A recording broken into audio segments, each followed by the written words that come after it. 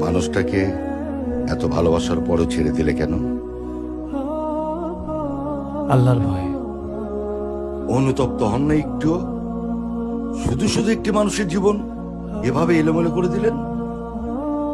অনুতপ্ত তো হই যখন ভাবি কেন আরো আগে ছেড়ে দিলাম না এই হারাম সম্পর্কটাকে।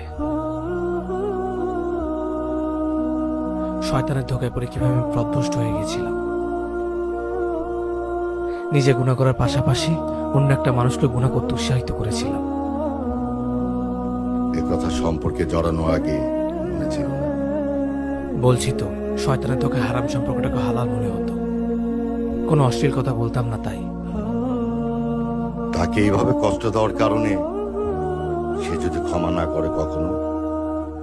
তাতে কি, দিন শেষে তো নিজেকে এই কথা বলতে পারি, নিজের নফসকে তৃপ্তি দেওয়ার চেয়ে রবের সন্তুষ্টি আমার কাছে প্রাধান্য বেশি পেয়েছে।